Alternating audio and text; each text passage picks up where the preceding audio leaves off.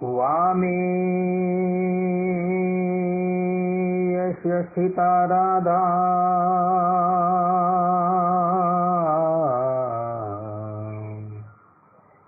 श्रीश्च यस्यास्थिव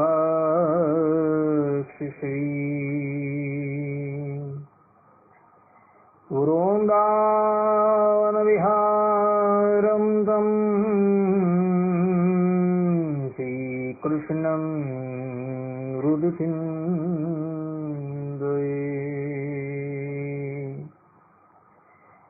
वर्णिवेशरमणीयदर्शनं दहासरुचिराननाम्बुजं बुदितं सुरनरोत्तमैर्मुदा धर्मनन्दनमहं विजिन्दे। ॐ श्री स्वामिनारायणाय नमो नमः। श्री हरे कृष्णाय नमो नमः। श्री सावर्णी गोत्र तिलकाय नमो नमः।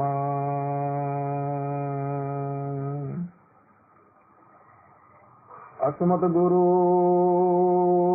समारम्भां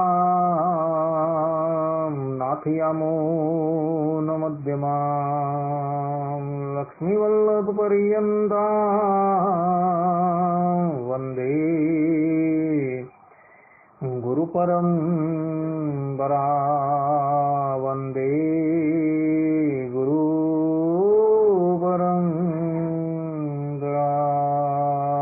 सहजानंद स्वामी महाराज ने जय। श्री नारायण मुनिदेवनी जय। श्री राधा राधा बिहारी लालनी जय। श्री गोपीनाथ जी महाराज नी जय।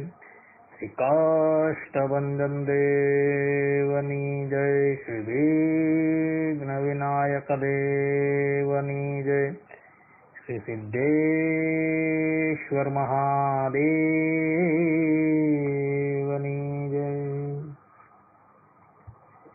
असतो मा षड्गमय तमसो मा ज्योतिर्गमय मृत्युर्मा अमृतं गमय।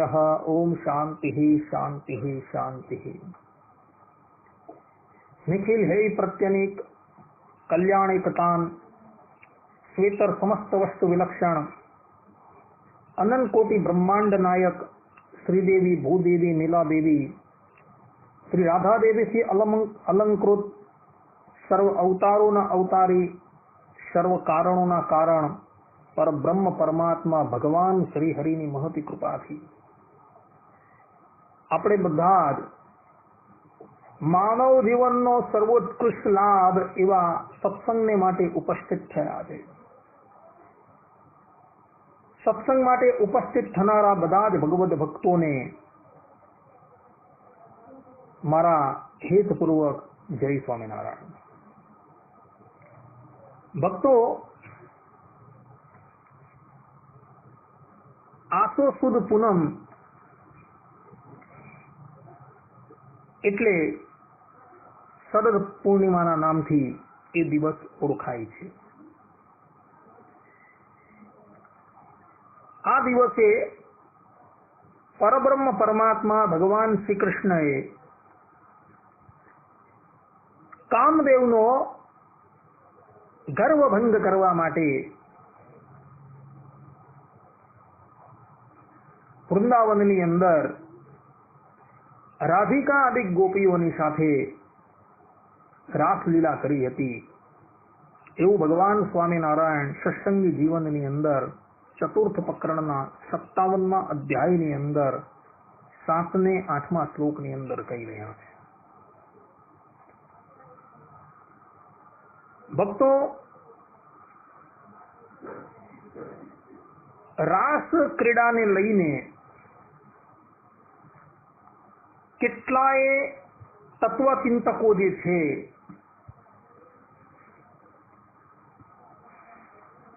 એ વિભિન્ન પ્રકારની ભ્રાંતિ જે છે એ એ ભગવાનને વિશે ઉપસ્થિત કરે છે.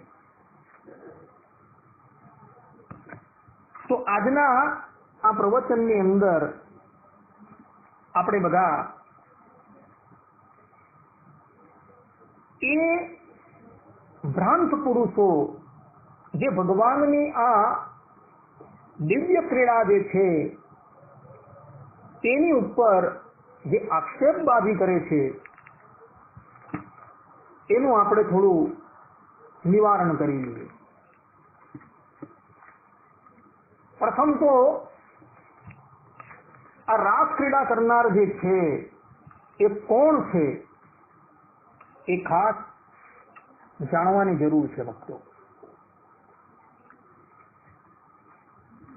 તો આ રાસ ક્રીડા કરનારો જે વ્યક્તિ છે એ કોઈ પ્રાકૃત વ્યક્તિ નથી, પરંતુ વેદાંતની અંદર જેને પરબ્રહ્મ પરમાત્મા શ્રીમન નારાયણ કહ્યા છે એ જ સાક્ષાત શ્રીમન નારાયણ કૃષ્ણ રૂપે અવતરી આ ક્રીડા જે છે એ કરનારા છે. ભક્તો,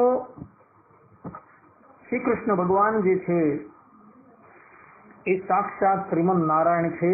એના પ્રમાણો મહાભારતની અંદર પણ જોવા મળે છે, વિષ્ણુ પુરાણની અંદર પણ જોવા મળે છે અને ભાગવતની અંદર પણ વિપુલ પ્રમાણની અંદર જોવા મળે છે. મહાભારતની અંદર ઉદ્યોગ પર્વ અધ્યાય 7 21 અને 22 શ્લોકની અંદર મહર્ષિ વ્યાસ પોતે લખી રહ્યા છે, એવ મુક્તસ્તુ કૃષ્ણેન કુંતી પુત્રો ધનંજય અયુધ્યમાનં સંગ્રામે વરયામાસ કેશવમ નારાયણમ અમિત્રગ્નમ કામાજાત મજમ નૃષુ સર્વક્ષત્રસ્ય પુરુતો દેવદાન વયોરપી. અર્થાત શ્રી કૃષ્ણ ભગવાને જ્યારે અર્જુનજીને આ પ્રમાણે કહ્યું ત્યારે ધનંજયે સંગ્રામ ભૂમિની અંદર યુદ્ધ ન કરવા વાળા ભગવાન શ્રી કૃષ્ણને જ પોતાના પક્ષની અંદર ગ્રહણ કર્યા. જે શ્રી કૃષ્ણ સાક્ષાત શત્રુહંતા નારાયણ છે અને અજન્મ હોવા છતાં પણ સ્વેચ્છાથી દેવતાઓ, દાનવો તથા સમસ્ત ક્ષત્રિયોની સન્મુખ મનુષ્ય રૂપની અંદર અવતીર્ણ થયા છે.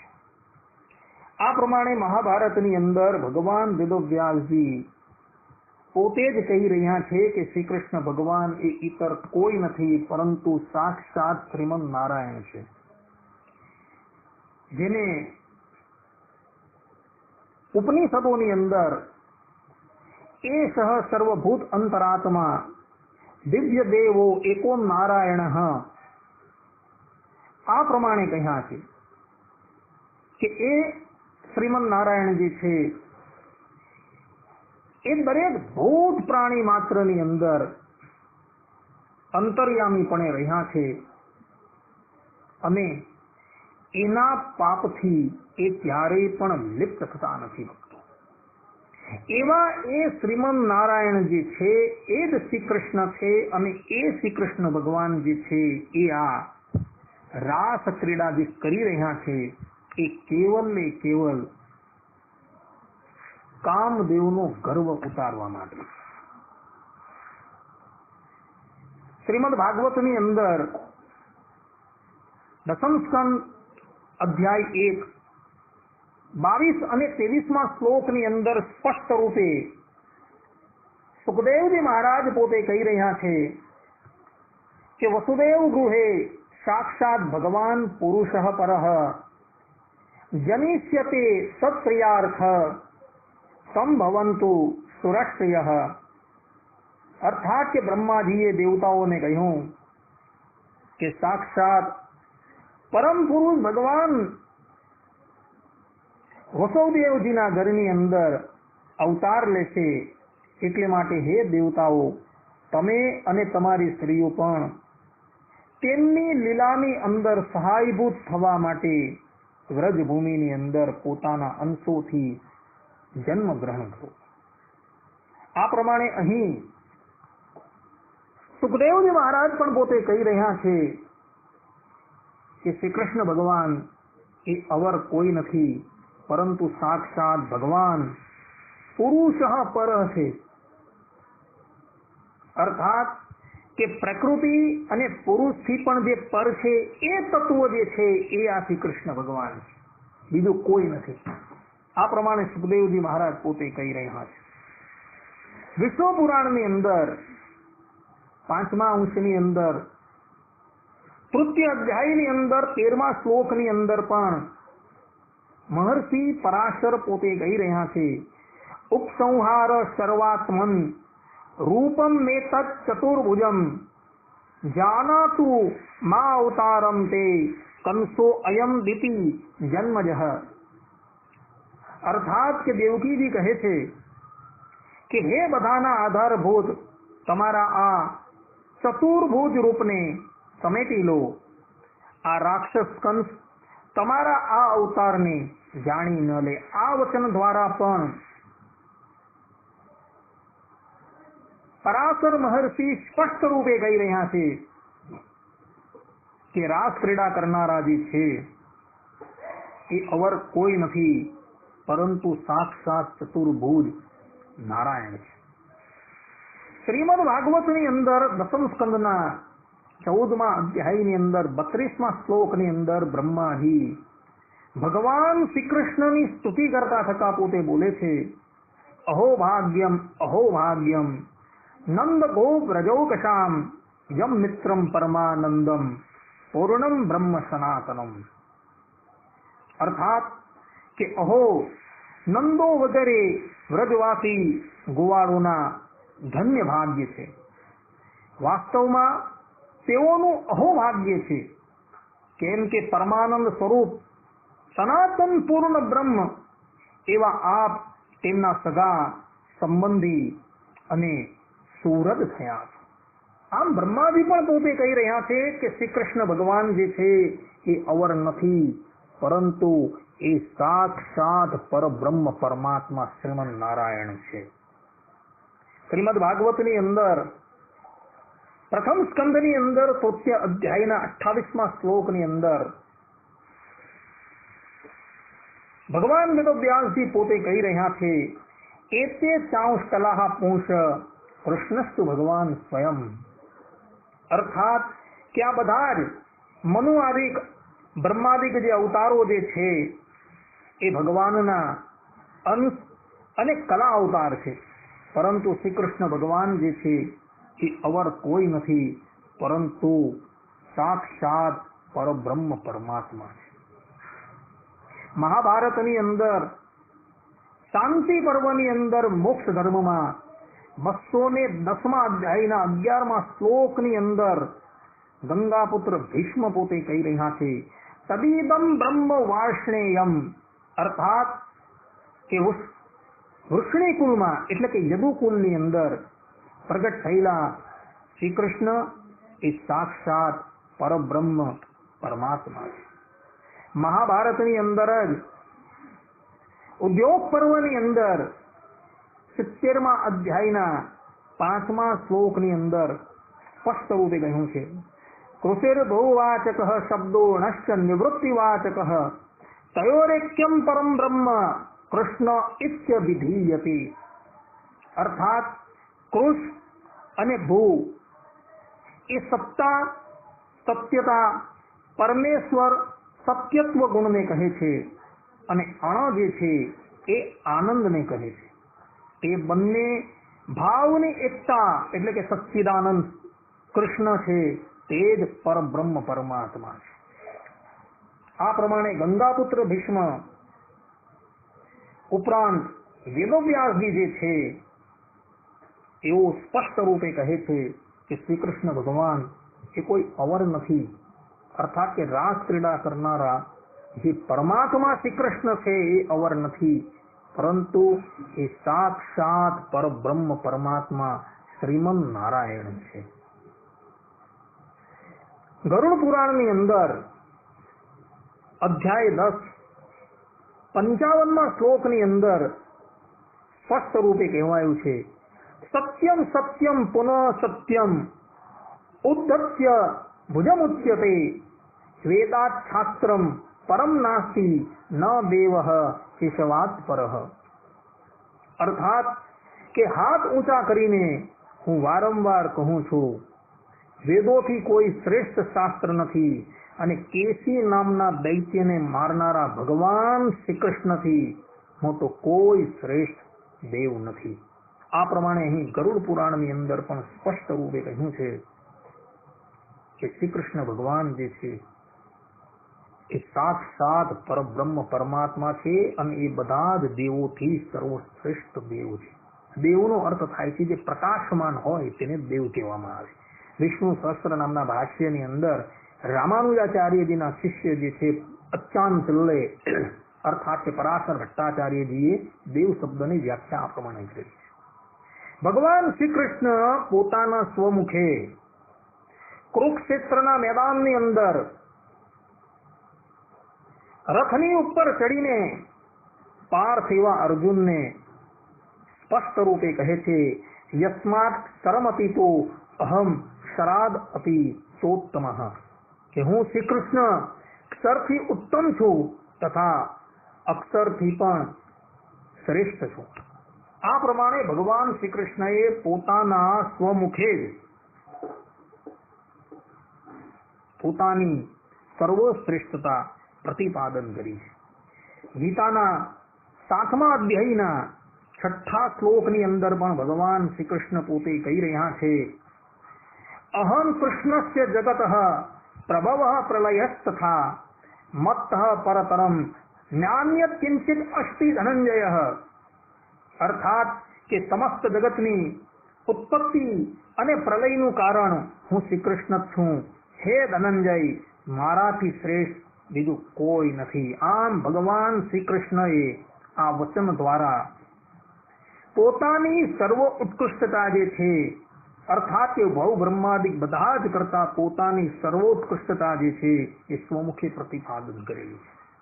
શ્રીમદ ભગવદ ગીતાના 15મા અધ્યાયના 18મા શ્લોકની અંદર ભગવાન શ્રી કૃષ્ણ પોતાના સ્વમુખે પોતાનું પુરુષોત્તમપણું જે છે એ પ્રતિપાદન કરતા થતા કહે છે, યસ્માત ક્ષરમતીતો અહમ ક્ષરાદ અપી ચોત્તમઃ, યસ્માત ક્ષરમતીતો અહમ ક્ષરાદ અપી ચોત્તમઃ અતો અસ્મિન લોકે વેદે ચ પ્રથિતઃ પુરુષોત્તમઃ.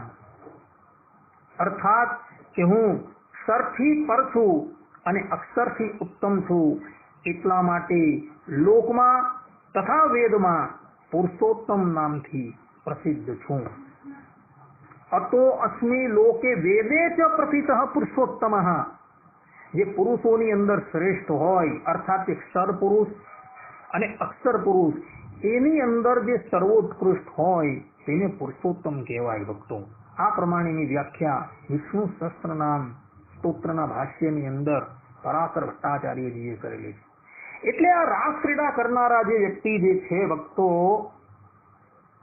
એ કોઈ સામાન્ય વ્યક્તિ નથી, પરંતુ સાક્ષાત પરબ્રહ્મ પરમાત્મા શ્રીમન નારાયણ છે.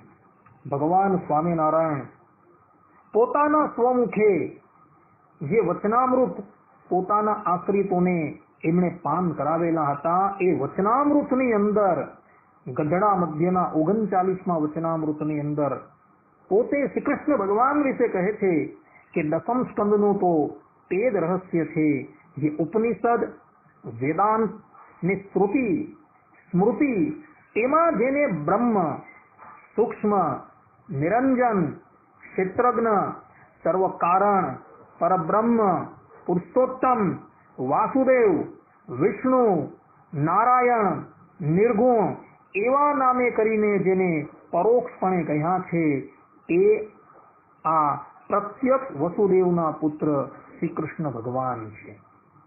આ પ્રમાણે ભગવાન સ્વામિનારાયણે વચનામૃતની અંદર પણ શ્રી કૃષ્ણ ભગવાનની પરબ્રહ્મતા જે છે એ પ્રતિપાદન કરેલી છે. પોતાના કરકમલો દ્વારા જે શિક્ષાપત્રી એમણે પોતે લખેલી છે એના 108મા શ્લોકની અંદર તેઓ પોતે કહે છે, સ શ્રી કૃષ્ણ પરમ બ્રહ્મ ભગવાન પુરુષોત્તમ ઉપાસ્ય ઇષ્ટદેવો સર્વાવિર્ભાવ કારણમ. અને તે ઈશ્વર કયા? તો પરબ્રહ્મ પુરુષોત્તમ એવા શ્રી કૃષ્ણ ભગવાન તે ઈશ્વર છે અને તે શ્રી કૃષ્ણ આપણા ઈષ્ટદેવ છે અને ઉપાસના કરવા યોગ્ય છે અને બધા અવતારોનું કારણ છે. આ ઉપરાંત ભગવાન સ્વામિનારાયણના શિષ્ય સતાનંદ સ્વામી જે છે એઓ શિક્ષાપત્રીની અર્થ દીપિકા ટીકાની અંદર 29ની અંદર સ્પષ્ટ રૂપે કહે છે, ભક્તો, કૃષ્ણ સાક્ષાત સ્વયં ભગવાન, અર્થાત કે શ્રી કૃષ્ણ જે છે એ સાક્ષાત પરબ્રહ્મ પુરુષોત્તમ એવા ભગવાન છે. એ જ સતાનંદ સ્વામીએ ભગવાન સ્વામિનારાયણની આજ્ઞાથી સત્સંગી જીવન નામનો ગ્રંથ લખેલો છે. આ સંપૂર્ણ ગ્રંથ જે ભક્તો જે છે એ સંસ્કૃતની અંદર છે અને ઉદ્ધવ સંપ્રદાયના મૂર્ધન્ય વિદ્વાનોએ એના પર 4 ટીકા લખેલી છે અને ટીકાનું કદ જે છે એ 1,00,000 શ્લોકનું થાય છે. તો એની અંદર એટલે કે સત્સંગી જીવન પ્રથમ પ્રકરણના 52મા અધ્યાયના 3ય શ્લોકની અંદર સતાનંદ સ્વામી સ્પષ્ટ રૂપે પોતે કહી રહ્યા છે, શ્રી રાધિકેશો ભગવાન યો અસ્તિ સર્વેશ્વરો અનગ ઇષ્ટદેવ સવ એવાસ્તિ મમ સચ્છાસ્ત્ર સંમત. કે જે રાધારમણ સર્વેશ્વર છે, જે બ્રહ્માદિક દેવતાઓના પણ દેવ છે એવા શ્રી કૃષ્ણ ભગવાન જે છે એ અમારા ઈષ્ટદેવ છે. અહીં પણ સ્પષ્ટ રૂપે સતાનંદ સ્વામીએ શ્રી કૃષ્ણ ભગવાનને સાક્ષાત પરબ્રહ્મ પરમાત્મા રાધિકાજીના પતિ બતાવેલા. એટલે આ પ્રમાણે શાસ્ત્રોનું અવલોકન કરતા એ વાત સ્પષ્ટ થઈ જાય છે કે શ્રી કૃષ્ણ ભગવાન એ અવર કોઈ નથી, પરંતુ સાક્ષાત પરબ્રહ્મ પરમાત્મા પુરુષોત્તમ નારાયણ છે. અને એ પુરુષોત્તમ નારાયણ જે છે એ ગોપીઓની સાથે રાસ ક્રીડા કરી રહ્યા છે. શા માટે? તો બહુ બ્રહ્માદિક દેવતાઓને જીતીને કામદેવને અતિશય ગર્વ થઈ ગયો હતો કે મારા જેવો શક્તિશાળી આ જગતની અંદર કોઈ નથી. અને તે વખતે કામદેવના મદને ભંગ કરવા માટે શરદ પૂર્ણિમાની રાત્રિએ, કે જે રાત્રિએ કામદેવનું બળ જે છે એ અતિશય હોય, ત્યારે એકાંતની અંદર રૂપના અંબાર એવી પોતાના શરીરમાંથી જ સર્જન કરેલી એવી ગોપીઓની સાથે ભગવાન શ્રી કૃષ્ણએ રાસક્રીડા કરી હતી. શ્રીમદ ભાગવતના પ્રસિદ્ધ ટીકાકાર શ્રી શ્રીધર સ્વામીજી જે છે એ રાસક્રીડાનું રહસ્ય બતલાવતા પોતે કહી રહ્યા છે કે બ્રહ્માદિક દેવતાઓને જીતી લીધા બાદ ગર્વથી અતિ દપ્ત થયેલા કામદેવના ઘમંડને ચૂર્ણ કરવા વાળા ગોપીઓની રાસ મંડળીના અલંકાર લક્ષ્મીનતી ભગવાનનો સદૈવ જય થાવ. આ પ્રમાણે શ્રીધર સ્વામીજી છે એ પોતે કહી રહ્યા છે, બ્રહ્માદિ જય સંવૃદ્ધ દર્પ કંદર્પ દર્પદા જયતી શ્રી પતેર ગોપી રાસ મંડલ મંડન. એટલે શ્રીધર સ્વામી જે છે એ પણ કહી રહ્યા છે કે ભગવાન શ્રી કૃષ્ણએ જે ગોપીઓની સાથે રાસ ક્રીડા કરી એ શા માટે? તો કામદેવનો ગર્વ ઉતારવા માટે. અને એ જ વાત તેઓ શ્રીમદ ભાગવતની અંદર શ્રીધરી ટીકાની અંદર પણ પોતે કહી રહ્યા છે. શ્રીધર સ્વામી કહે છે શ્રીમદ ભાગવતના દસમ સ્કંદના 29મા અધ્યાયના પ્રથમ શ્લોકની અંદર કે જ્યાં 29મા અધ્યાયના પ્રથમ શ્લોકની અંદર રાસ ક્રીડાનો પ્રારંભ થાય છે અને તે જ સમયે આ શ્રીધર સ્વામી જે છે એ પોતે કહી રહ્યા છે. ભક્તો, શ્રીધર સ્વામી એ શ્રીમદ ભાગવતના પ્રથમ ટીકાકાર છે અને દરેક સંપ્રદાયના લોકોએ એમની ટીકાની સન્મુખ પોતાનું મસ્તક ઝુકાવેલું છે. હા, કેટલાક સ્થાનોની અંદર શ્રીધર સ્વામીએ અદ્વૈત મતનું પ્રતિપાદન કરેલું છે, પરંતુ એને બાદ કરતા એમણે જે અક્ષરો એટલે કે જે ભાગવતના શ્લોકોનું અર્થઘટન કરેલું છે એ અર્થઘટન દરેક વ્યક્તિએ માન્ય કરેલું છે. તો એવા એ શ્રીધર સ્વામી જે છે એ પોતે કહી રહ્યા છે, નનો વિપરીતમિદમ પરદારા વિનોદેન કંદર્પ વિજય તૃત્વ પ્રતીતિઃ મૈવમ યોગ માયા મુપાશ્રિત શ્રીમદ ભાગવત 10:29 આત્મયા મોપ્યરી રમણ શ્રીમદ ભાગવત દસમ સ્કંદ 29મો અધ્યાય પ્રથમ શ્લોક સાક્ષાત મન્મથ શ્રીમદ ભાગવત દસમ સ્કંદ 32મો અધ્યાય દ્વિતીય શ્લોક આત્માન્ય વરુદ્ધ સૌરત શ્રીમદ ભાગવત દસમ સ્કંદ 33મો અધ્યાય 24મો શ્લોક ઇત્યાદિષુ સ્વાતંત્ર્ય વિધાનાત તસ્માદ રાસ ક્રીડા વિલંબનમ કામ વિજયાખ્યા નાયક્યેવ તત્વં કિંચ શૃંગાર કઠોપદેશેન વિશેષતો નિવૃત્તિ પરેયમ પંચાધ્યાયી ઇતિ વ્યક્તિ કરિષ્યામઃ. અર્થાત શ્રીધર સ્વામી પોતે કહી રહ્યા છે કે બીજાની સ્ત્રીઓની સાથે વિનોદ કરવો અને કામદેવ પર વિજય બતાવવો આ પણ વિપરીત છે. આવી કોઈ શંકા કરે તો તે ઉચિત નથી, કારણ કે યોગ માયા મુપાશ્રિત શ્રીમદ ભાગવતના દસમ સ્કંદના 29મા અધ્યાયના પ્રથમ શ્લોકની અંદર જ આ વાત કહી છે. ભક્તો, ઇત્યાદિ વચનો દ્વારા ભગવાનની અનાસક્તિ રૂપ સ્વતંત્રતા પ્રકટ થાય છે. અર્થાત ભગવાને પોતાનાથી ભિન્ન કોઈની સાથે પણ વિનોદ કર્યો નથી, પરંતુ પોતાની યોગ માયાનો આશ્રય લઈ પોતાના જ આત્માની સાથે રમણ કરી કામદેવના અહંકારને પૂર્ણ રીતે ચૂરે ચૂરા કરી નાખેલા હતા. અર્થાત કે પોતાની અંદર જ ભગવાને વિનોદ કર્યો. એટલે માટે રાસ ક્રીડાની લીલા ભગવાનનો કામદેવ પર વિજય એ તત્વ બતાવે છે.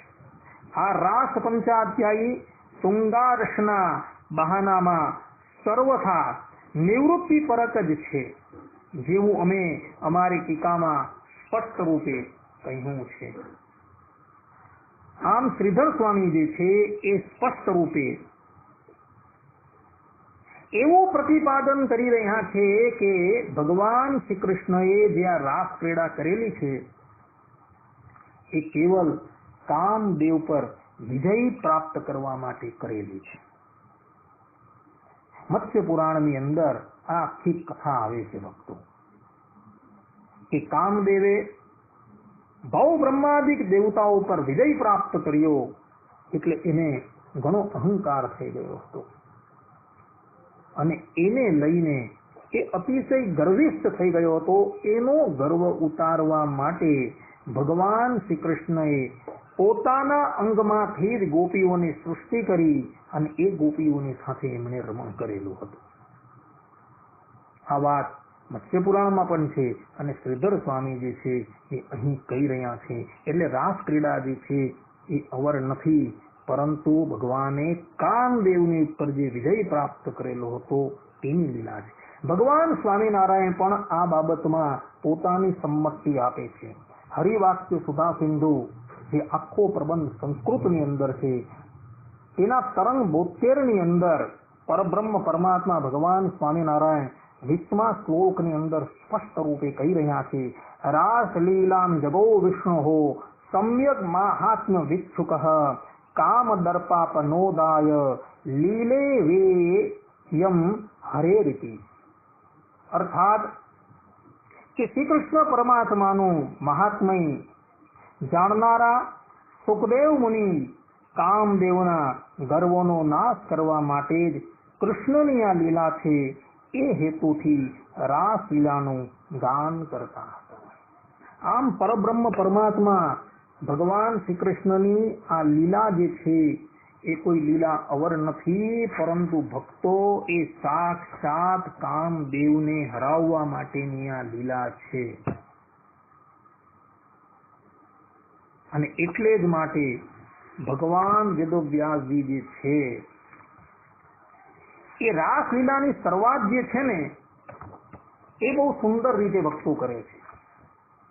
ભગવાન વેદવ્યાસજી શ્રીમદ ભાગવતની અંદર તમે જોજો, શ્રીમદ ભાગવતના 10મ સ્કંધની અંદર 29મા અધ્યાયની અંદર રાસલીલાનો પ્રારંભ કરતા ભગવાન કૃષ્ણ દ્વૈપાયન પોતે કહે છે કે ભગવાન અપી તા રાત્રિ સરોદોત્ફુલ્લ મલ્લિકાહ વિક્ષરંતુમ મનશ્ચક્રે યોગ માયા ઉપાશ્રિતા. અર્થાત સુખદેવજી મહારાજ કહે છે કે હે પરીક્ષિત, શરદ ઋતુ હતી તેના કારણે મલ્લિકા તથા ચમેલી વગેરેના સુગંધિત પુષ્પો ખીલીને મહેકી રહ્યા હતા. ભગવાને ચીરહરણ વખતે ગોપીઓને જે રાત્રિઓનો સંકેત કર્યો હતો તે બધી જ એકત્રિત થઈને એક જ રાત્રિના રૂપમાં પ્રકાશિત થઈ રહી હતી. ભગવાને તેમને જોઈને દિવ્ય બનાવી. ગોપીઓ તો ઈચ્છતી જ હતી કે હવે ભગવાને પણ પોતાની અચિંત્ય મહાશક્તિ યોગ માયાનો આશ્રય લઈને તેમને નિમિત્ત બનાવીને રસમયી રાસ ક્રીડા કરવાનો સંકલ્પ કર્યો. સ્વયં અમના હોવા છતાં પણ તેમણે પોતાના પ્રેમીજનોની ઈચ્છા પૂરી કરવા માટે મનનો સ્વીકાર કર્યો. અહીં મહર્ષિ કૃષ્ણ દ્વૈપાયનજી જે છે એ રાસ ક્રીડાનો પ્રારંભ જે છે એ ભગવાન શબ્દથી કરે છે. ભક્તો, કૃષ્ણ દ્વૈપાયનજી સ્પષ્ટ રૂપે કહી રહ્યા છે કે આ રાસ ક્રીડા કરનારા જે છે એ અવર નથી, પરંતુ સાક્ષાત પરબ્રહ્મ પરમાત્મા શ્રીમન નારાયણ જે શ્રી કૃષ્ણ રૂપે અવતાર ધારણ કરીને આવેલા છે તે જ સ્વયં છે. ભક્તો, ભગવાન શબ્દોનો અર્થ જે છે ને એ શાસ્ત્રોની અંદર બહુ જ વિપુલ પ્રમાણની અંદર બતાવેલું છે. વિષ્ણુ પુરાણની અંદર મહર્ષિ પરાશરજી ભગવાન શબ્દોનો અર્થ કરતા પોતે કહી રહ્યા છે, સંભર્તેતી તથા ભરતામ ભકારો અર્થ દ્વયાન્વિત નેતા ગમયિતા સ્રષ્ટા ગકારાર્થ તથા મુને. અર્થાત કે ભ ગ વ અને અન એમ મળીને ભગવાન શબ્દો થાય છે. તેમાં ભકારનો એક અર્થ સંભરતા, અર્થાત કે પ્રકૃતિ આદિકને કાર્ય ઉત્પત્તિને યોગ્ય કરી આપવું એને સંભરતા કહે છે. આ પ્રમાણે ભનો અર્થ કરેલો છે. ગકારનો અર્થ કરતા પોતે કહે છે નેતા, ગમયિતા અને સ્રષ્ટા. આ ત્રણ છે. નેતાનો અર્થ થાય છે સ્થિતિ કરતા, ગમયિતાનો અર્થ થાય છે સંહાર કરતા અને સ્રષ્ટાનો અર્થ થાય છે ઉત્પત્તિ કરતા. આ પ્રમાણે ગકારનો અર્થ કરવામાં આવે છે. હવે એ બંને બકાર અને ગકારનો પૂરેપૂરો અર્થ શું થાય છે તો એ અર્થ કરતા પરાશરજી પોતે કહે છે ઐશ્વર્યસ્ય સમગ્રસ્ય વીર્યસ્ય યશઃ શ્રિયઃ જ્ઞાન વૈરાગ્ય યોસ્યૈવ શરણામ ભગ ઇતિ રણા. અર્થાત ઐશ્વર્ય, વીર્ય, યશ, શ્રી, જ્ઞાન અને વૈરાગ્ય આ 6 ભગ શબ્દોથી કહ્યા છે. એ જેમાં હોય એ ભગવાન કહેવામાં આવે છે. હવે પરાશર મહર્ષિ ભગવાન શબ્દની અંદર આવતા વકારનો અર્થ પોતે કહી રહ્યા છે. એ વકાર કોને કહેવાય? અર્થાત વસંતી તત્ર ભૂતાની ભૂતાત્મન્ય ખિલાત્મની સચ ભૂતેષ્વ શેષેષુ વકારાર્થાસ તતો વ્યયઃ. અર્થાત કે જે સર્વ અંતરાત્મા રૂપ હોય એ વકાર શબ્દનો અર્થ થાય છે. અર્થાત કે જે સમસ્ત ચીદ અને અચીદની અંદર આત્મપણે રહેલા હોય, વ્યાપીને રહેલા હોય, એને અહીં વકાર શબ્દથી કહ્યા છે. ભગવાનની અંદર ભ, ગ અને વ, એની અંદર વકાર શબ્દનો અર્થ જે છે એ આ પ્રમાણે પરાશર મુનિએ કહ્યું છે. ભક્તો હવે અન શબ્દનો અર્થ કરે છે. ભગવાન શ્રી હરિ જે ભગવાન કહેવાય છે એ ભગવાનની અંદર જે અન શબ્દ આવે છે એ અન શબ્દનો અર્થ કરતા પરાશર ભટ્ટાચાર્યજી જે રામાનુજાચાર્યજીના શિષ્ય છે એ વિષ્ણુ સહસ્ત્રનામની અંદર તથા વિષ્ણુ પુરાણની અંદર પરાશર મહર્ષિ જે છે એ અન શબ્દનો અર્થ કરતા પોતે કહે છે જ્ઞાન શક્તિ બલૈશ્વર્ય વીર્ય તેજાંશ શેષતઃ ભગવત શબ્દ વાચ્યાની વિના હેયૈર ગુણાદિભ. અર્થાત કે જ્ઞાન, શક્તિ, બલ, ઐશ્વર્ય, વીર્ય, તેજ આ 6 ગુણો ભગવત શબ્દની પ્રવૃત્તિના નિમિત્ત છે. આ 6 ગુણો જેમાં સમુદાયથી હોય તે ખરા ભગવાન છે. વિના હેયૈર ગુણાદિભિ આ વાક્યથી અન શબ્દનો અર્થ કહ્યો છે. અન શબ્દનો અર્થ જે છે એ એવો થાય છે કે જેની અંદર માયિક એવા કોઈ પણ દુર્ગુણ છે જ નહીં. એ અન શબ્દથી કહેવાય છે. કહેવાનું તાત્પર્ય એ છે કે સમસ્ત દોષોએ રહિતપણું એ અન શબ્દનો ભાવાર્થ છે. ભગવાન શબ્દનો સમુદિત અર્થ સ્પષ્ટ રૂપે એ થાય છે કે સમસ્ત પ્રાકૃત હે ગુણોએ રહિતપણું અને સમસ્ત જ્ઞાનાદિ કલ્યાણ ગુણોએ યુક્તપણું આવી રીતે ભગવત શબ્દની પ્રવૃત્તિનું નિમિત્ત ઉભય હોવાથી પરબ્રહ્મ પરમાત્માને ઉભય લિંગી કહેવામાં આવે છે. અર્થાત કે જેની અંદર માયિક ગુણો ક્યારેય પણ ત્રિકાલમાં હતા જ નહીં અને જે જ્ઞાન, બલ, ઐશ્વર્ય, શક્તિ, તેજ, વીર્ય, કારુણ્ય, કૌશલ્ય, ઔદાર્ય આથી દિવ્ય કલ્યાણકારી ગુણોથી પરિપૂર્ણ છે એ જ વાસ્તવની અંદર ભગવાન તરીકે કહેવાય છે. અને એવા એ આ ભગવાન જે છે, એવા એ આ શ્રી કૃષ્ણ ભગવાન છે તે આ રાસ ક્રીડાનો પ્રારંભ કરી રહ્યા છે. શા માટે? કામદેવનો ગર્વ ઉતારવા માટે. ને એટલે માટે અહીં ભગવાન વેદવ્યાસજીએ રાસ ક્રીડાનો પ્રારંભ જે છે એ ભગવાન શબ્દથી કરેલો છે. અને વચ્ચે વચ્ચે એ જ વેદવ્યાસજી એ ભગવાનને અચ્યુત તરીકે સંબોધી રહ્યા છે. અચ્યુતનો અર્થ થાય છે કે જે પોતાના સ્વરૂપથી ક્યારેય પણ ચવિત થતા નથી એને અચ્યુત કહેવામાં આવે છે. ભક્તો અર્થાત કે રાસ ક્રીડા કરવા છતાં પણ ભગવાન જે છે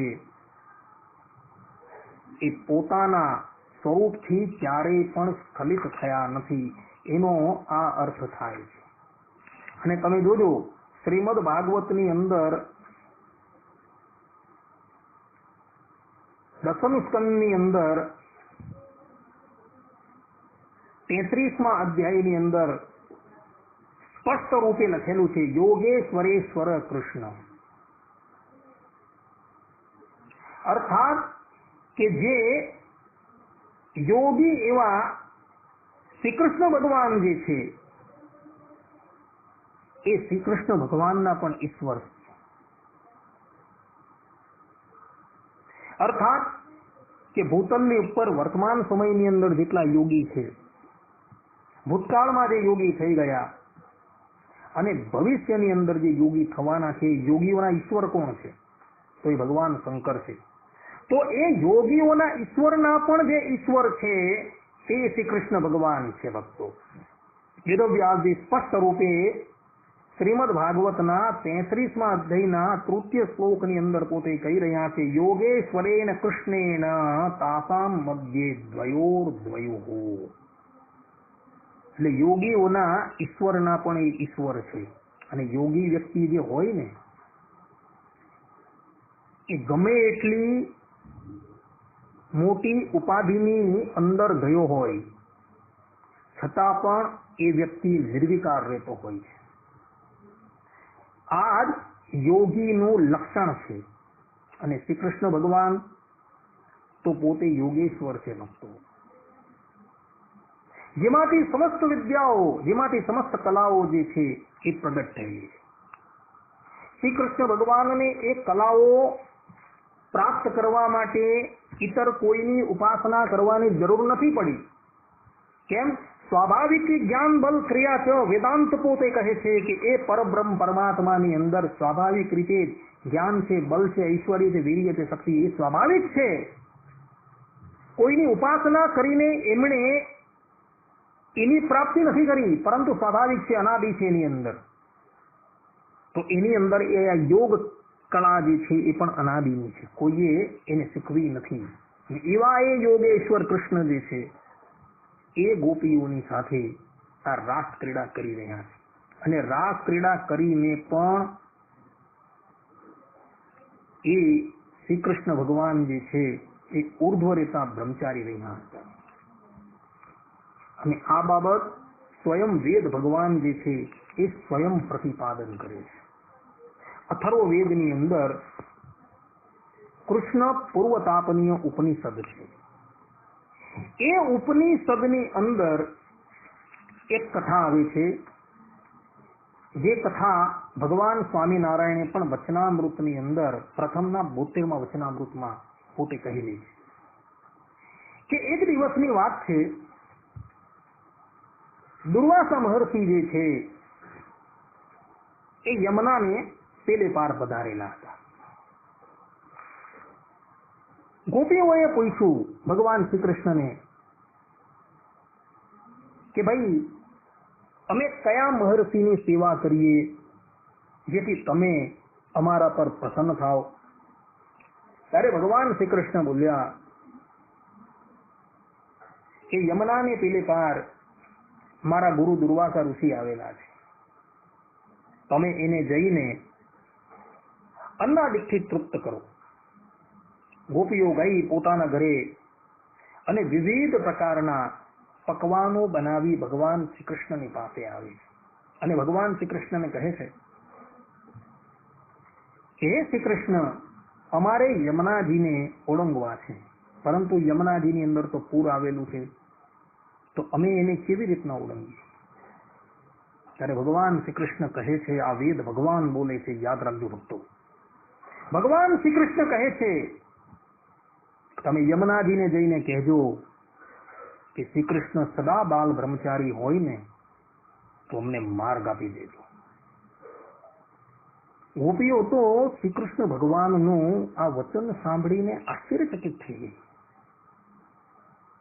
પરંતુ શ્રી કૃષ્ણ ભગવાનની વાતની ઉપર વિશ્વાસ લાવીને એ યમુનાજીની પાસે જાય છે અને યમુનાજીને કહે છે કે શ્રી કૃષ્ણ સદા જો બ્રહ્મચારી હોય તો અમને માર્ગ આપજો. અને આટલું વચન બોલતા જ યમુનાજી જે છે એ એક કોરે થઈ ગયા અને ગોપીઓને એને માર્ગ આપી દીધો. આ બાજુ દુર્વાસા ઋષિ પાસે ગયા અને દુર્વાસા ઋષિએ એમને કહ્યું કે ગોપીઓ તમે શા માટે આવ્યા? ત્યારે ગોપીઓએ બધી હકીકત કહી. દુર્વાસા ઋષિએ બધી ગોપીઓના થાળ જે છે એ વિશ્વાસમાં ભગવાનનું ધ્યાન કરતા કરતા ગ્રહણ કરી લીધા. ગોપીઓની સંખ્યા ભક્તો કરોડોની સંખ્યામાં હતી. આ બાબતનો ખુલાસો ગર્ગ સંહિતાની અંદર કરેલો છે કે કેટલાય યુથો હતા એ લોકોના, ને દુર્વાસા ઋષિ એ બધા થાળ જે છે એ ગ્રહણ કરી ગયા. ત્યારબાદ ગોપીઓ જે છે એ ભગવાન શ્રી કૃષ્ણના કહેવાથી દુર્વાસાને તૃપ્ત કરવા માટે આવી હતી. તે દુર્વાસા પ્રતિ બોલી કે મહર્ષિ, અમારે પુનઃ અમારા ઘરે જવું છે, પરંતુ માર્ગની અંદર યમુનાજી છે અને યમુનાજીની અંદર પૂર આવેલું છે, તો અમે માર્ગ કેવી રીતના ઓળંગીએ? ત્યારે દુર્વાસાએ પૂછ્યું કે તમે આવ્યા ત્યારે કેવી રીતના આવેલા હતા? ત્યારે ગોપીઓએ શ્રી કૃષ્ણ ભગવાનની બધી વાત કહી. ત્યારે દુર્વાસા બોલ્યા કે ગોપીઓ તમે જાઓ અને યમુનાજીને જઈને કહો કે દુર્વાસા સદાને માટે ઉપવાસી હોય અને દુર્વાના રસનું પાન કરીને જ પોતાનું જીવન વ્યતીત કરતા હોય તો અમને માર્ગ આપી દેજો. ગોપીઓ ત્યાં જાય છે અને યમુનાજીને આ પ્રમાણે કહે છે કે યમુનાજીએ માર્ગ આપી દીધો. ગોપીઓ ગુરુ અને શિષ્યની વાત સાંભળીને આશ્ચર્યચકિત થઈ ગઈ. શિષ્યએ એમ કહ્યું કે હું સદા બાલ બ્રહ્મચારી હોઉં તો માર્ગ આપજો, અને ગુરુ એમ કહે છે કે હું સદા ઉપવાસી હોઉં તો માર્ગ આપજો. એટલે ગોપીઓ દુર્વાસાની પાસે આવે છે અને દુર્વાસાને કહે છે કે મહર્ષિ, આ તો વિપરીત વાત થઈ.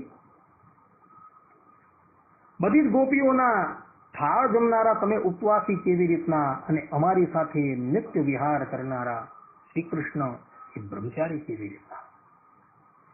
ત્યારે દુર્વાસા ઋષિ એને આ ગોપાલ તાપનીય ઉપનિષદ જે છે એ આખો સંભળાવે છે કે જેની અંદર શ્રી કૃષ્ણ ભગવાનનું મહાત્મય કહેલું છે.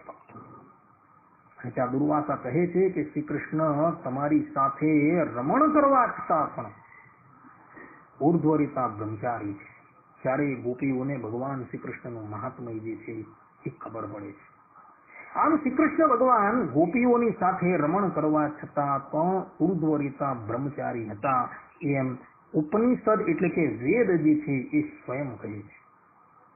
બીજી એક કથા જે ભક્તો જે છે એ જૈમિની અશ્વમેધ પર્વની અંદર આવે છે. આ જૈમિની અશ્વમેધ પર્વ જે છે એ જૈમિની કૃત છે. જૈમિની ઋષિ જે છે એ ભગવાન વેદવ્યાસજીના શિષ્ય છે અને એમણે મહાભારતનું યુદ્ધ પૂર્ણ થયા બાદ ભગવાન શ્રી કૃષ્ણની જેટલી પણ લીલાઓ જે છે તેનો સંગ્રહ કરેલો છે અને આ ગ્રંથ જે છે એ ગીતા પ્રેસ ગોરખપુરથી પ્રસિદ્ધ થયો છે.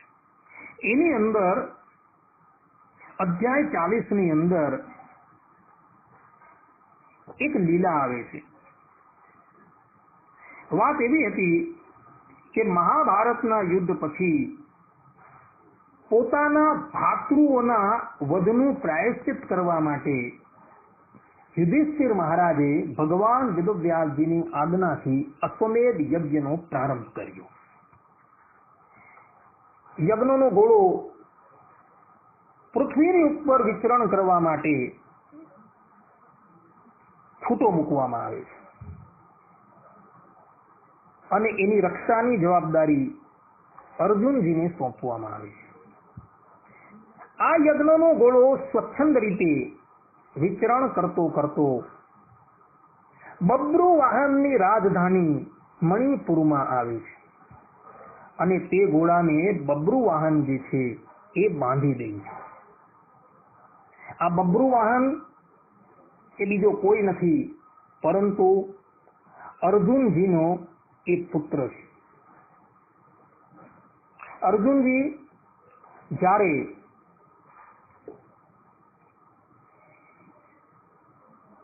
પોતાના ભાઈઓની સાથે જે કરાર થઈ ગયો હતો કે જ્યારે દ્રૌપદી એક ભાઈની સાથે બિરાજમાન હોય અને વચ્ચે બીજો કોઈ ભાઈ આવી ચડે તો એને 12 વર્ષનો વનવાસ લેવો.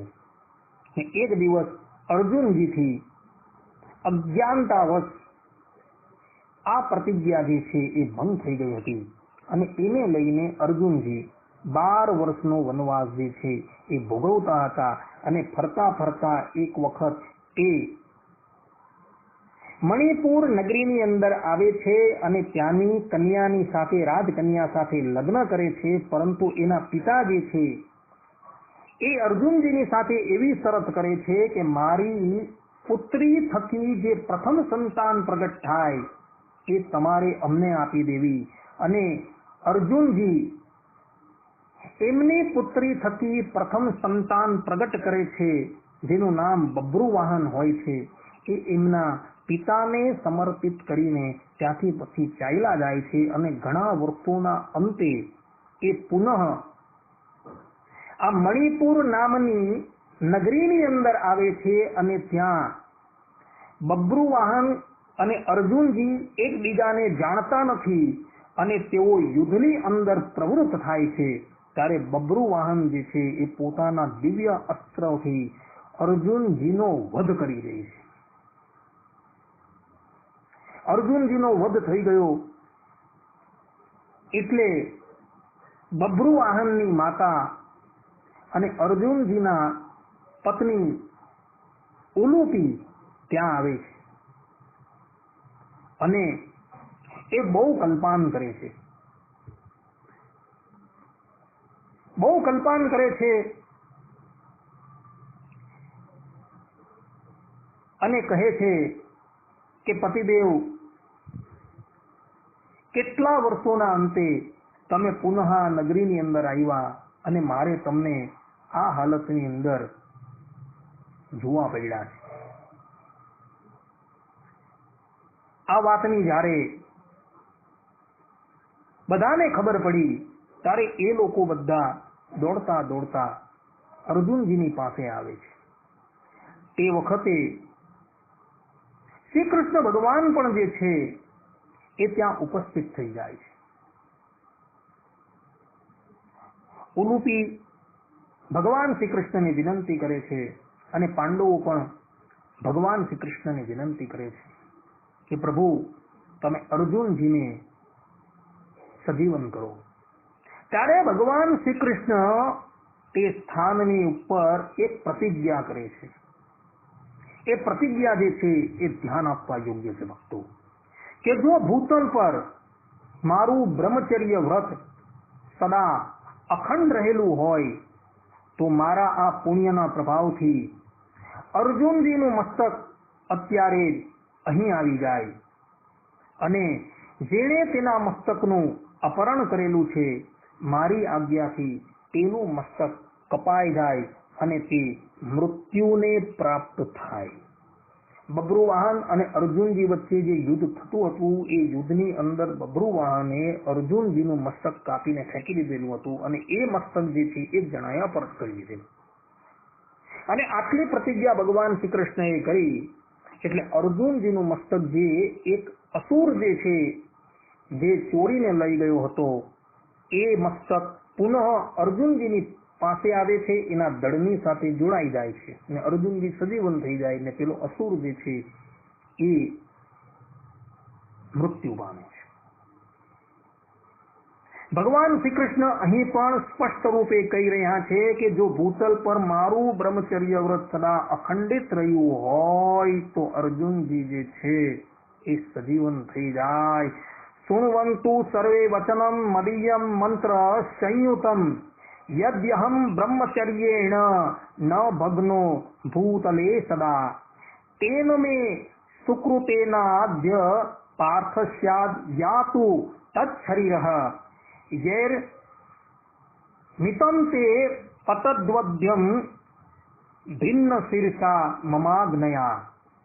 આ પ્રમાણેની ભગવાન શ્રી કૃષ્ણની પ્રતિજ્ઞા છે અને એ પ્રતિજ્ઞા થતા જ પેલા અસુરના હસ્તની અંદર જે મસ્તક હતું એ મસ્તક જે છે એ ત્યાંથી અર્જુનજીના ધડ ઉપર આવી જાય છે અને અર્જુનજી પુનઃ સજીવન થઈ જાય છે અને પેલો અસુર જે છે મૃત્યુ પામે. કહેવાનું તાત્પર્ય અહીં એ છે કે અહીં પણ ભગવાન શ્રી કૃષ્ણએ પ્રતિજ્ઞા કરેલી છે કે હું અખંડ બ્રહ્મચારી હોઉં તો અર્જુનજી સજીવન થઈ જાય. એટલે આના દ્વારા પણ એવું સિદ્ધ થઈ જાય છે કે શ્રી કૃષ્ણ ભગવાન રાસ ક્રીડા કરવા છતાં પણ અખંડ બ્રહ્મચારી હતા. આ બંને પ્રમાણો જે છે એ માન્ય પ્રબંધોના પ્રમાણ છે અને એમાં એક પ્રમાણ તો વેદનું સ્વયં છે. ભક્તો,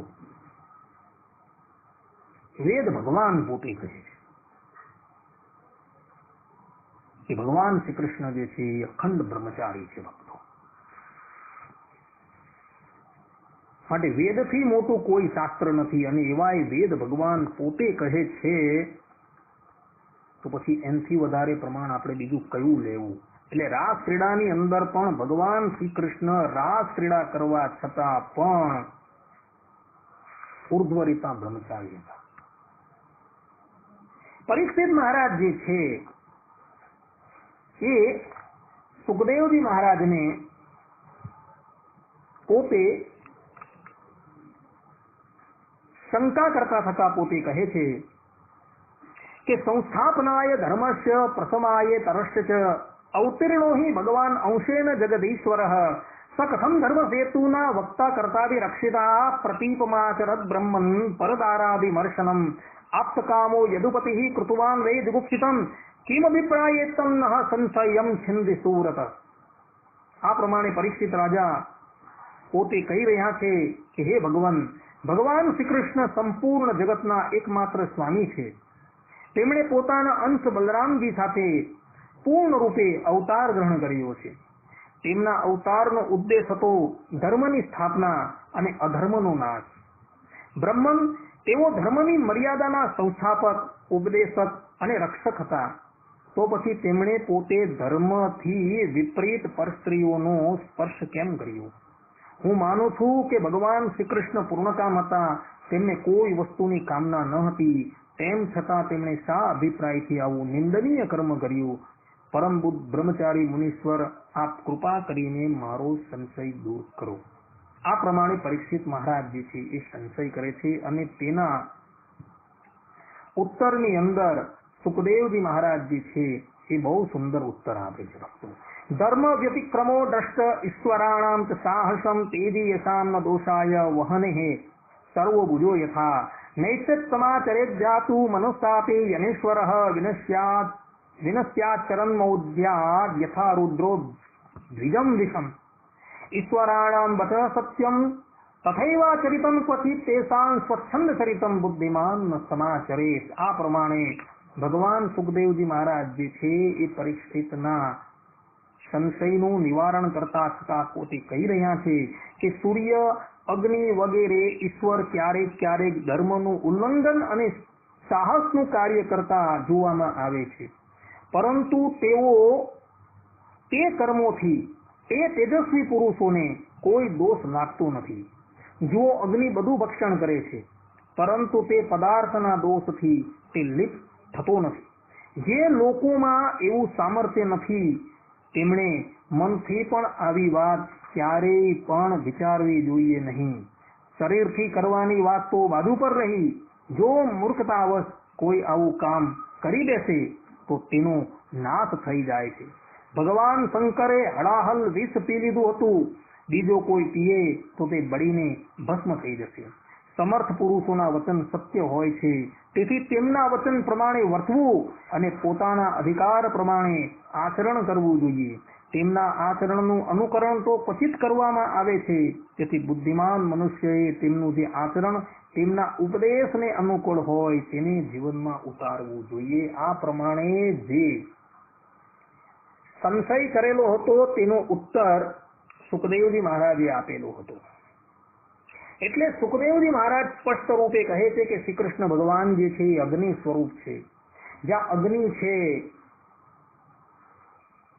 બહુ બ્રહ્માદિક દેવતાઓ છે એ ક્યારેક સાહસપૂર્ણ કર્મ કરે છે, અર્થાત કે ધર્મથી વિપરીતપણે વર્તી જાય છે, તો એ લોકોને એનો દોષ લાગતો નથી. તો આ તો સાક્ષાત પરબ્રહ્મ પરમાત્મા સ્વયં છે, એને એ દોષ લાગે જ કેવી રીતના? કારણ કે શાસ્ત્રની અંદર સ્પષ્ટ રૂપે કહ્યું છે કે એ સહ સર્વ અંતરાત્મા અપહત પાપમાં. અપહત પાપમાં શબ્દ જે છે એ ભગવાનને માટે વપરાય. અપહત પાપમાનો અર્થ શું થાય?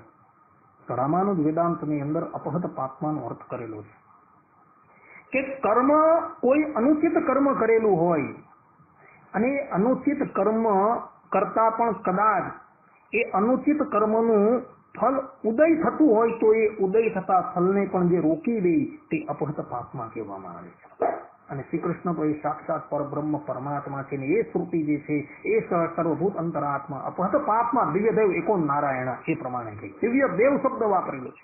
અને શ્રી કૃષ્ણ ભગવાનનું આ રૂપ જે છે ભક્તો એ કોઈ માયિક નથી,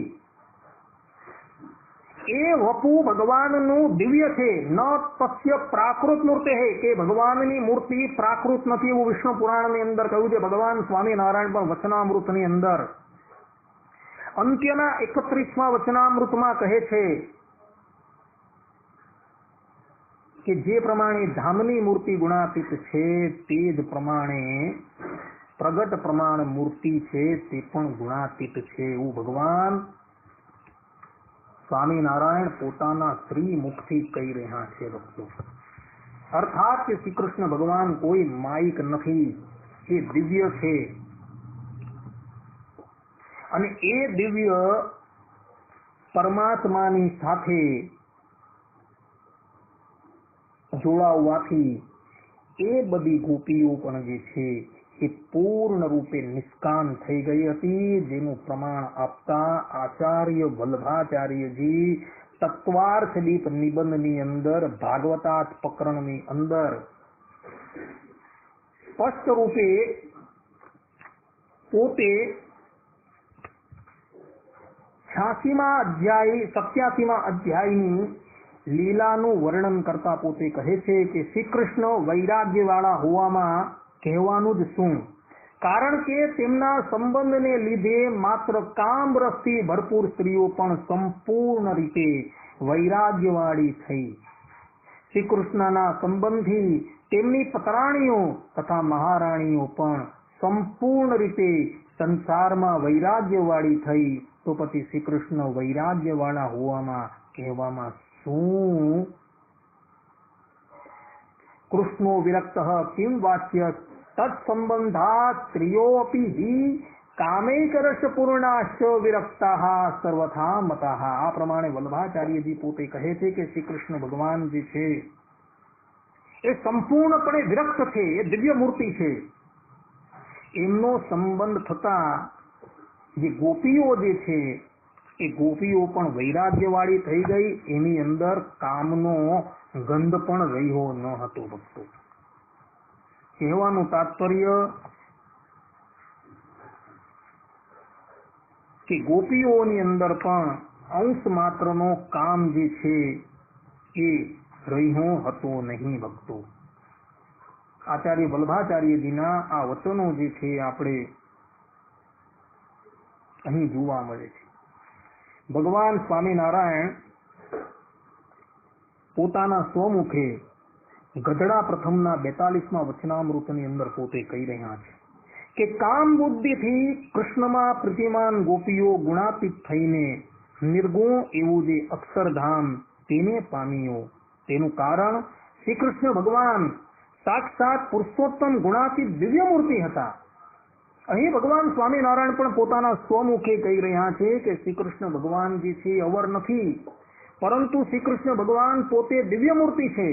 અને એ ગોપીઓ કામ ભાવે શ્રી કૃષ્ણ ભગવાનની સાથે જોડાય તો પણ એ બધી નિષ્કામ થઈ ગઈ અને ગુણાતીત થઈને પરબ્રહ્મ પરમાત્મા શ્રી કૃષ્ણ ભગવાનના ધામને પામી. એટલે શ્રી કૃષ્ણ ભગવાન જે છે એ દિવ્ય મૂર્તિ છે. એટલે દિવ્ય મૂર્તિથી ભગવાન શ્રી કૃષ્ણએ આ રાસ ક્રીડા કરેલી છે ભક્તો.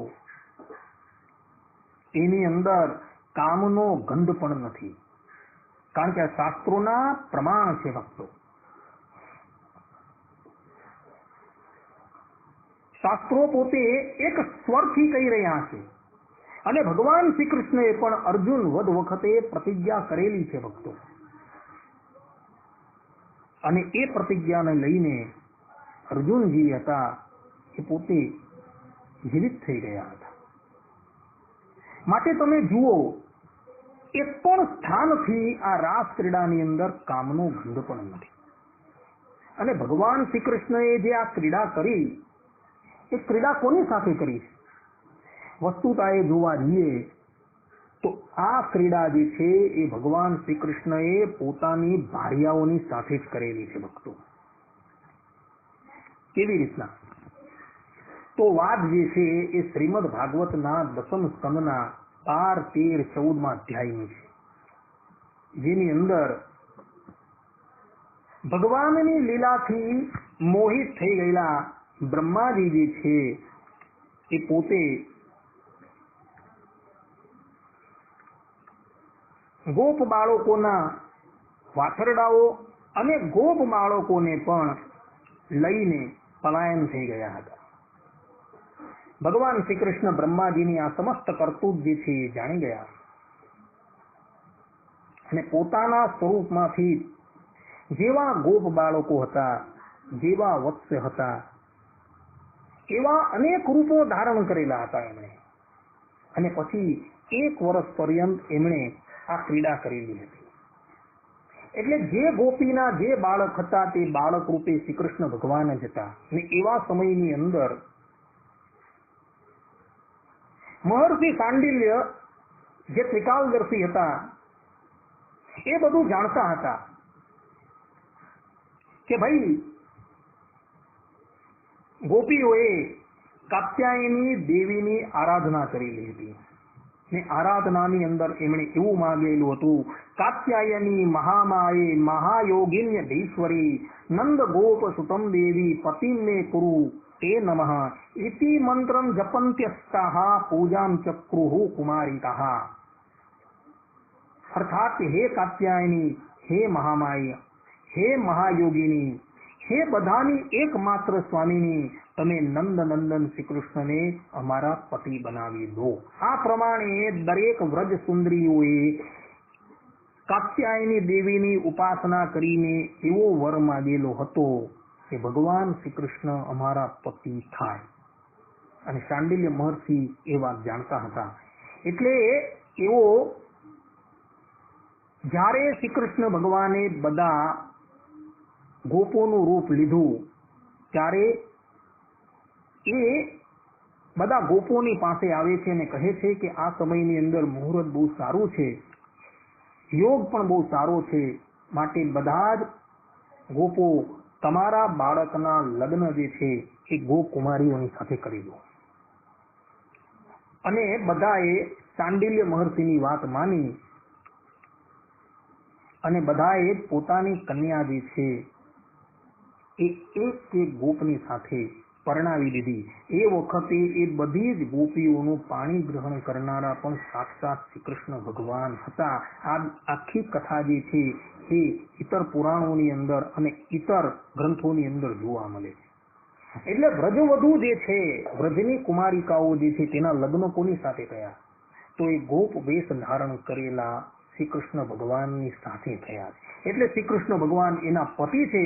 અને એટલે જ માટે મહારાસનો જ્યારે આરંભ થાય છે ત્યારે સુખદેવજી મહારાજ જે છે એ એક શ્લોક જે છે એ બોલે છે. એના એક વાક્યની ઉપર ધ્યાન આપવા જેવું છે. સુખદેવજી મહારાજ પોતે કહે છે, પાદન્યાસૈર ભુજ વિદુદિ સસ્મિતેર ભૂવિલાસેર ભજ્યન મધ્યે ચલકુચુપટૈઃ કુંડલૈર ગંડલોલૈઃ સિદ્ધ્યન મુખ્ય કબર રસના ગ્રંથયઃ કૃષ્ણવાદ્યો ગાયન્ત્યસ્તમ તડિત ઇવતા મેઘચક્રે વિરેજુઃ. શ્રીમદ ભાગવત 10મ સ્કંદ 33મો અધ્યાય 8મા શ્લોકની અંદર અહીં કૃષ્ણ વદ્યો શબ્દ લખેલો છે. જોઈ લો તમે. ગ્રંથ કૃષ્ણ વદ્યો એટલે શ્રી કૃષ્ણની વધુ. જે શ્રી કૃષ્ણની વધુ, જેના લગ્ન શ્રી કૃષ્ણ ભગવાન સાથે થઈ ચૂકેલા હતા, ભગવાને જ્યારે ગોપ બનેલા અને ગોપ બનીને જ્યારે એનું પાણી ગ્રહણ કરેલું હતું, એવી એક કૃષ્ણ વધુઓની સાથે ભગવાન શ્રી કૃષ્ણએ રાસલીલા કરી, એટલે કે પોતાની પત્નીઓની સાથે જ ભગવાને રાસ વિહાર કરેલો છે. અને એટલે જ માટે સુખદેવજી મહારાજે અહીં કૃષ્ણ વધ્ય શબ્દોનો પ્રયોગ કરેલો છે. વધુ કોને કહેવાય? તો જેનું વૈદિક વિધિથી લગ્ન સંસ્કાર થયો હોય તેને વધુ કહેવાય. અને ભગવાન શ્રી કૃષ્ણએ વૈદિક વિધિથી એ ગોપીઓનું પાણી ગ્રહણ કરેલું હતું. અને પાણી ગ્રહણ કરેલું હતું એટલે માટે સુખદેવજી મહારાજે અહીં કૃષ્ણ વધ્યો એવો શબ્દનો પ્રયોગ કરેલો છે. ભક્તો, મહાત્માઓ જે છે એ આ શબ્દની પર બહુ જોર આપે છે, ભાગવતના કથાકારો, કે ભગવાન શ્રી કૃષ્ણએ જે ગોપીઓની સાથે રાસ ક્રીડા કરી, એ ગોપીઓ પરકીયા ન હતી, પરંતુ સ્વકીયા હતી, પોતાની જ હતી. કારણ કે એમના લગ્ન જે છે એ પ્રથમ થઈ ચૂકેલા હતા અને પોતાની પત્નીઓ જે છે તેની સાથે જ ભગવાને વિહાર કરેલો હતો.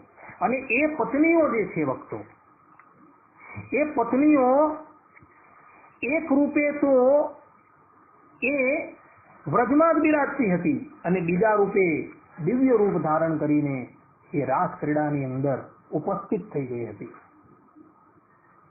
કારણ કે ભગવાન સુખદેવજી મહારાજ સ્પષ્ટ રૂપે કહી રહ્યા છે, ગોપીનામ તત્પતિનામ ચ સર્વેષામેવ દેહિનામ યો અંતશ્ચરતિ સોऽધ્યક્ષ ક્રીડનેનેહ દેહભાગ.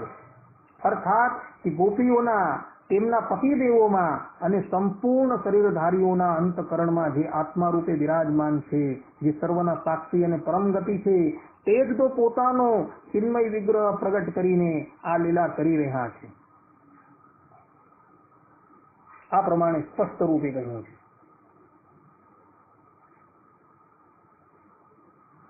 38મા શ્લોકની અંદર અગાડી કહે છે કે ના સૂયન ખલુ કૃષ્ણાય મોહિતાસ્તસ્ય માયયા મન્યમાનાઃ સુપાર્શ્વસ્થાન સ્વાન સ્વાન દારાન વ્રજો કશઃ. અર્થાત કે વ્રજવાસી ગોપીઓએ ભગવાન શ્રી કૃષ્ણમાં સહેજ પણ દોષ બુદ્ધિ કરી નહીં. તેઓ ભગવાનની યોગ માયાથી મોહિત થઈને એવું સમજી રહ્યા હતા કે અમારી પત્નીઓ અમારી પાસે જ છે. અર્થાત કે વ્રજના ગોપોને તો એવું જ ભાસતું હતું કે અમારી પત્નીઓ તો અમારા ઘરમાંથી કશે ગઈ જ નથી, અમારી પાસે જ છે. તો ત્યાં રાસ ક્રીડાની અંદર ઉપસ્થિત કોણ છે? તો દિવ્ય દેહ ધારણ કરીને એ બધી ઉપસ્થિત થયેલી હતી, કામદેવનો પરાજય કરવા માટે. કારણ કે આ શબ્દો જે છે અહીં લખાયેલા છે ભક્તો. માટે રાસ ક્રીડા જે છે એ કોઈ પણ ભાવે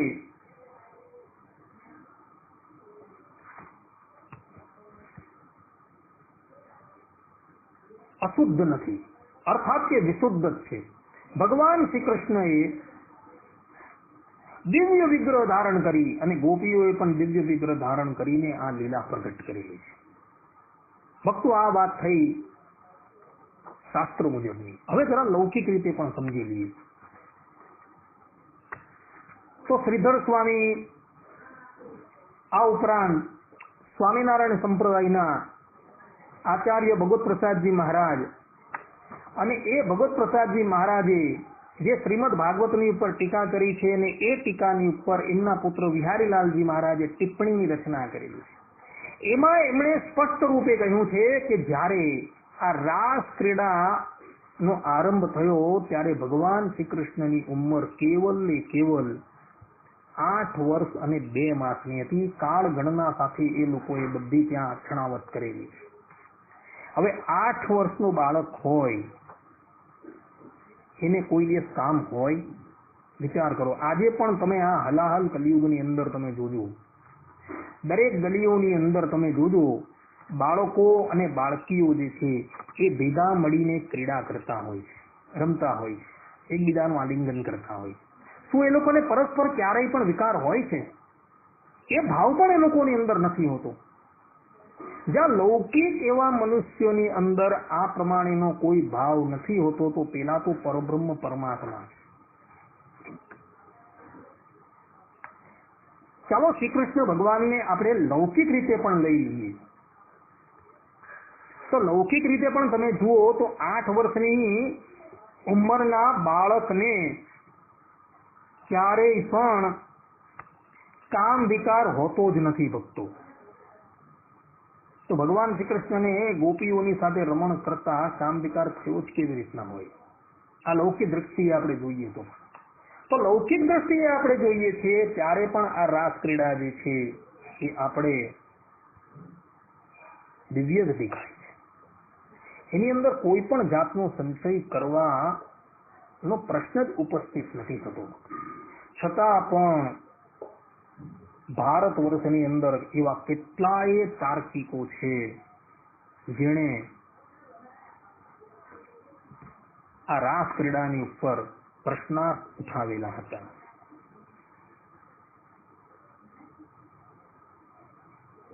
અને એ લોકો ભગવાન શ્રી કૃષ્ણની સામે આંગળી ચીંધતા હતા.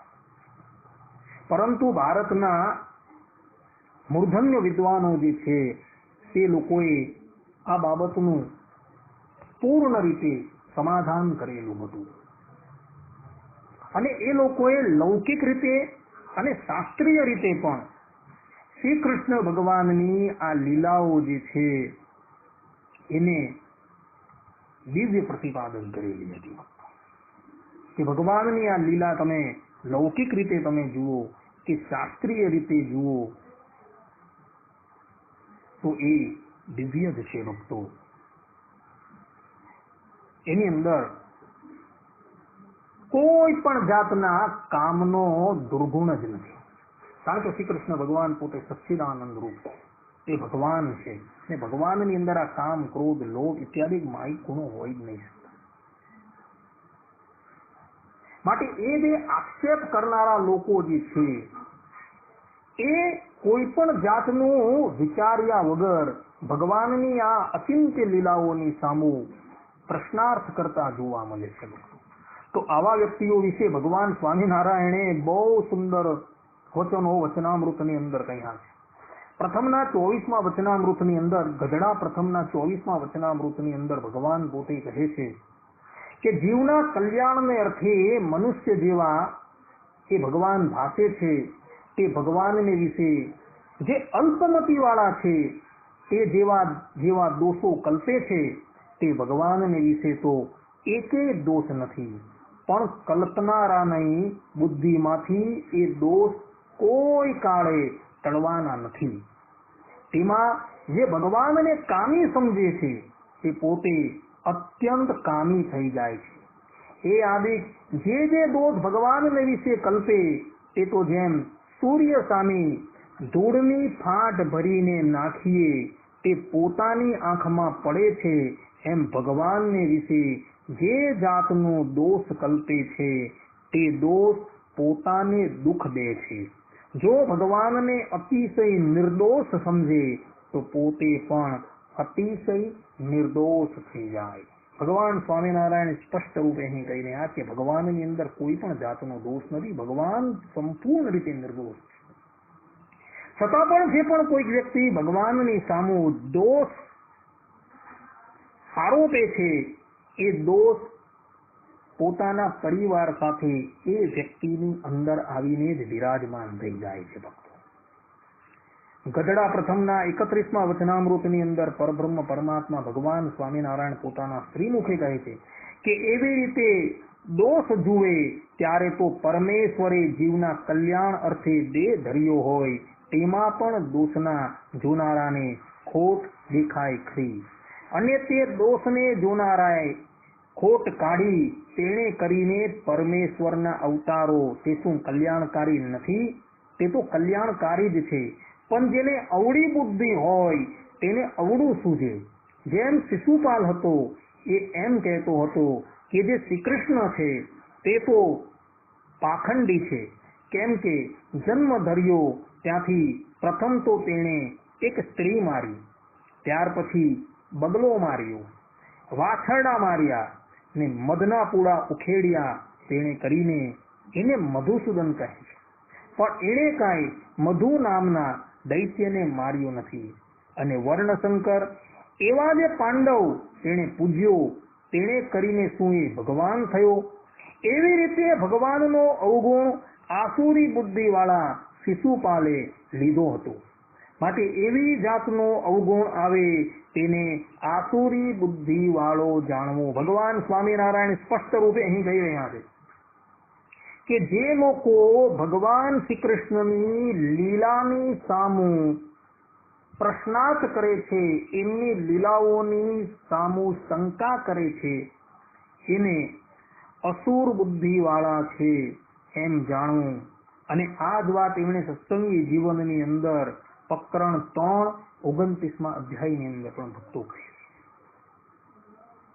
ગઢડા પ્રથમના 35મા વચનામૃતની અંદર ભગવાન સ્વામિનારાયણ સ્પષ્ટ રૂપે કહે છે કે પરમેશ્વરનો અવગુણ લીધો છે તે અવગુણ રૂપ દોષ એની બુદ્ધિમાં આવ્યો છે, તે સર્પની લાળ સરખો છે, માટે એ તો કલ્યાણને માર્ગે ક્યાંથી ચાલે?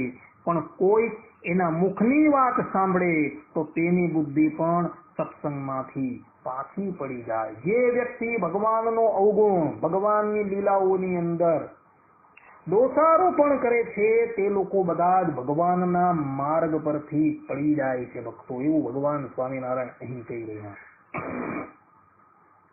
પ્રથમના 42મા વચનામૃતની અંદર ભગવાન સ્વામિનારાયણ કહે છે, અને પરમાત્મા જે શ્રી કૃષ્ણ ભગવાન તેની સંગાથે વ્રજની ગોપીઓએ કામ બુદ્ધિએ કરીને પ્રીતિ કરી તો પણ તે સર્વે ભગવાનની માયાઓને તળી ગયું ને પોતે ગુણાતીત થઈને નિર્ગુણ એવું જે ભગવાનનું અક્ષરધામ તેને પામ્યો. તેનું કારણ એ છે કે શ્રી કૃષ્ણ ભગવાન પોતે સાક્ષાત પુરુષોત્તમ ગુણાતીત દિવ્ય મૂર્તિ હતા. અને જો શ્રી કૃષ્ણ ભગવાન પોતે ગુણાતીત ન હોય તો એના ભક્ત જે ગોપીઓ તે ગુણાતીતપણાને ન પામત. અને જો ગુણાતીત પદને પામ્યો તો પોતે શ્રી કૃષ્ણ ભગવાન ગુણાતીત કૈવલ્ય દિવ્ય મૂર્તિ હતા.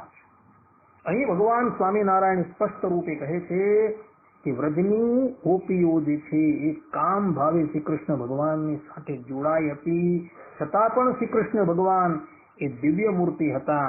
તો ભગવાનના પ્રતાપે કરીને એ ગોપીઓ જે છે એ પોતે દિવ્ય થઈ ગઈ અને પોતે એ ભગવાનના ધામને પામી. એ પ્રમાણે પોતે કહી રહ્યા છે ભગવાન સ્વામિનારાયણ. માટે ભક્તો, આ ભગવાનની જે લીલા જે છે એ દિવ્ય છે. એની અંદર ક્યારેય પણ માયિક ભાવ જે છે એ લાવતા નહીં. ભગવાન સ્વામિનારાયણ ગઢડા પ્રથમના 72મા વચનામૃતમાં કહે છે, પછી મુનિ જે તે રસિક કીર્તન ગાવા લાગ્યા તેને સાંભળીને શ્રીજી મહારાજ બોલ્યા, જે ભગવાન જીવના કલ્યાણને અર્થે દેહ ધારે છે ત્યારે મનુષ્યના જેવી જ સર્વે ક્રિયા હોય છે. જે ભગવાન જીવના કલ્યાણને અર્થે દેહ ધારે છે ત્યારે મનુષ્યના જેવી સર્વ ક્રિયાઓ હોય છે. તેને દેખીને જે ભક્ત હોય તે તો ચરિત્ર કરી જાણે, અને વિમુખ જીવ હોય તે તો તે ચરિત્રો વિશે દોષ પરખે.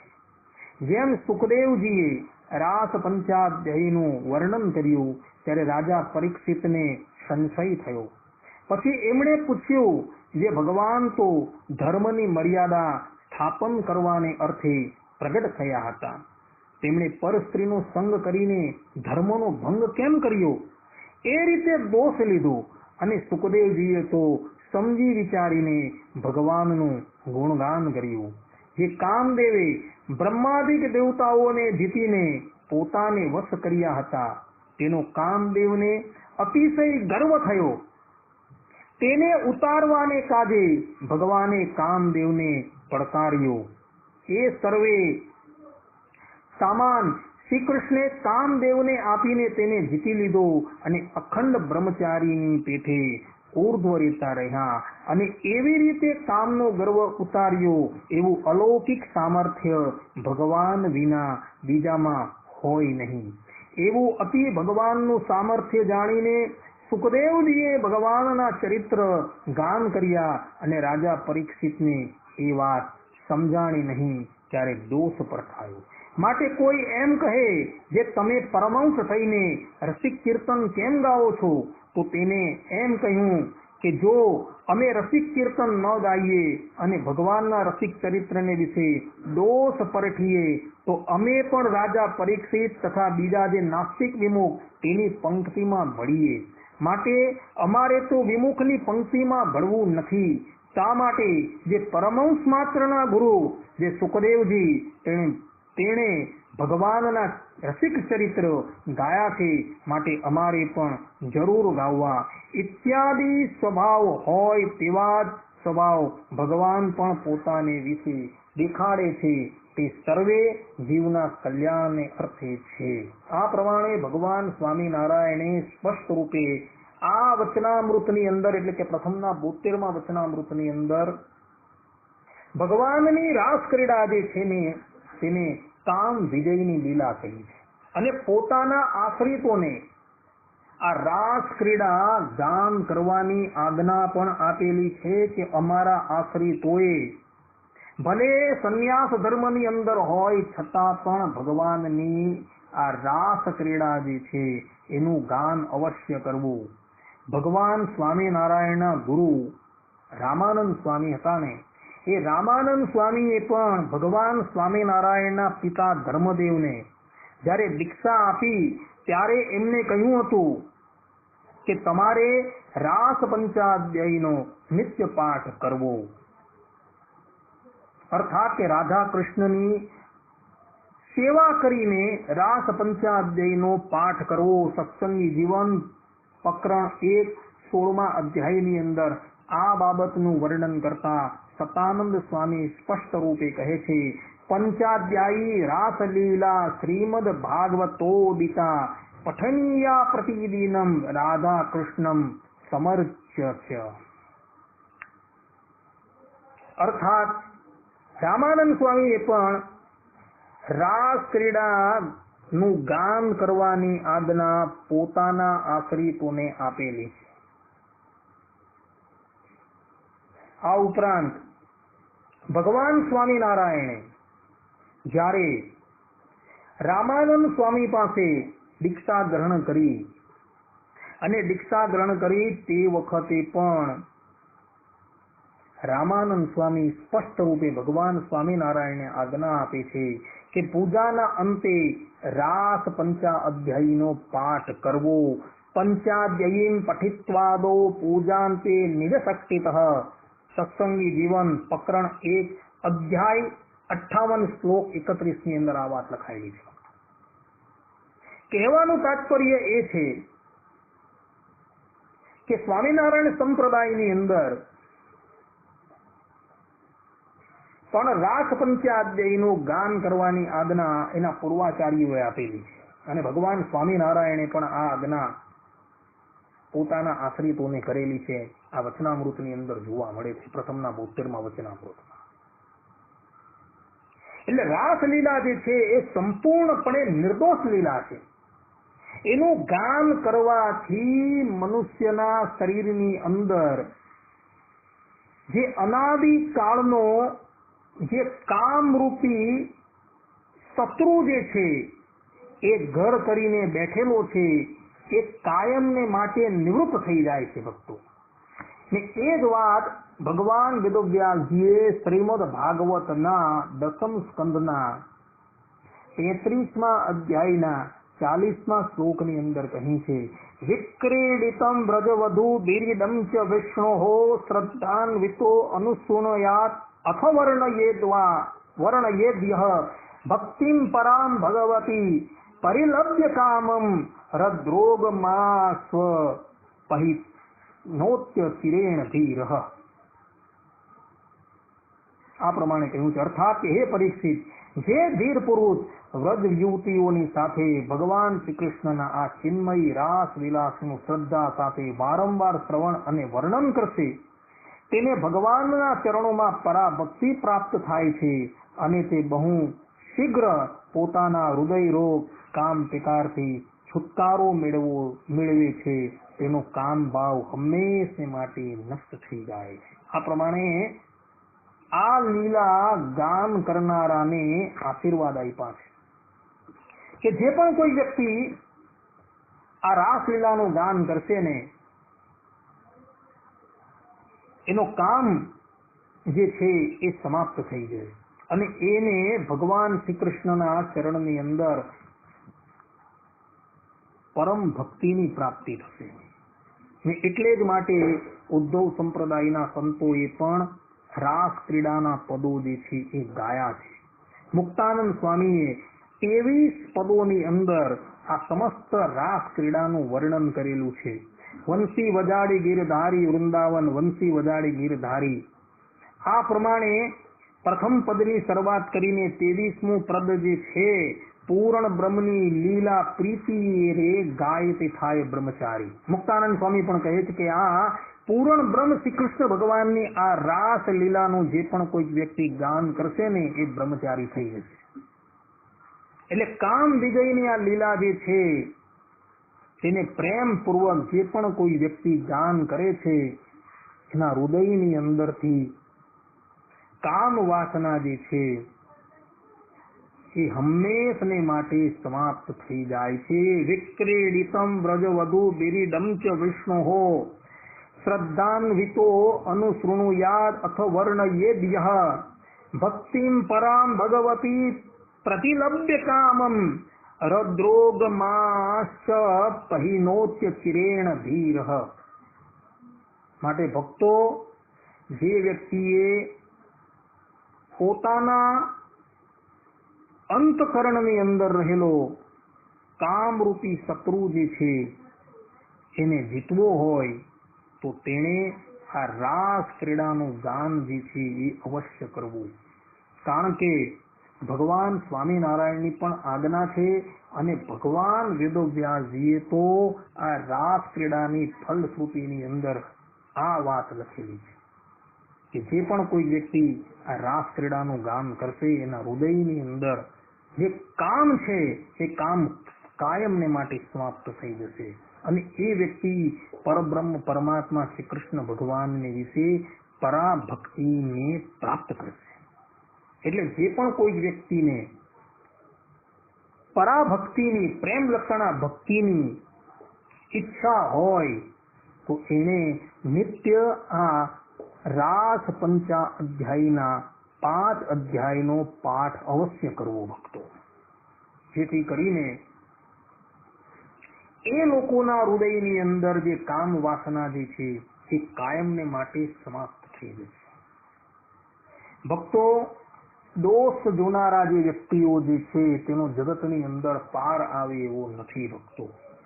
એ લોકો હંમેશા ભગવાનની દિવ્ય લીલાઓની અંદર પણ શંકા કરતા હોય છે. આવા લોકો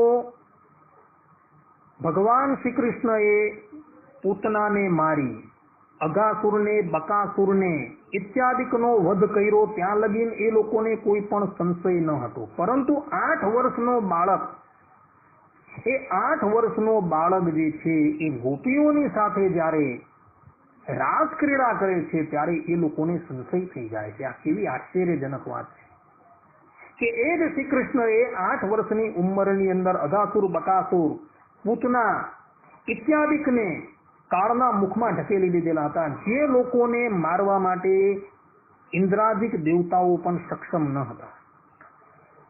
એ લોકોને 8 વર્ષની ઉંમરની અંદર કાળના મુખમાં નાખી દીધેલા હતા. અને એ જ 8 વર્ષના બાળક શ્રી કૃષ્ણ ભગવાન જ્યારે રાસ ક્રીડા કરે છે ત્યારે લોકોને સંશય કરવાની ઈચ્છા થઈ જાય છે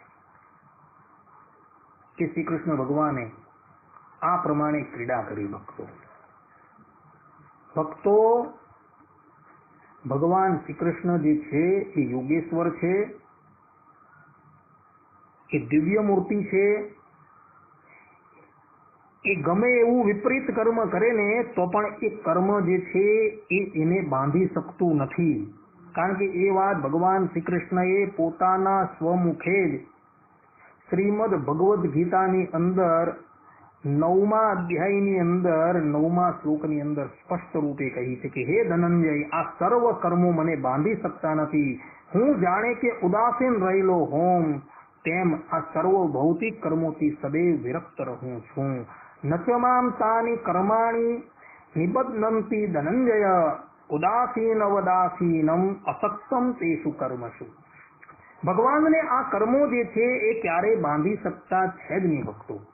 કારણ કે ભગવાનનું જે રૂપ જે છે એ રૂપ અચિંત્ય છે ભક્તો. અર્થાત કે એ ભગવાનનું રૂપ જે છે એ દિવ્ય રૂપ છે ભક્તો. એની અંદર કોઈ માયિક વસ્તુ જ નથી. અને આ પ્રમાણેની વાત ન જાણતા હોય બધા લોકો જે છે એ શ્રી કૃષ્ણ ભગવાનની ઉપર આક્ષેપ કરતા હોય, પરંતુ એ લોકોએ આ બધા જ વચનો જે છે એ સૂક્ષ્મતાથી જાણવાની જરૂર છે.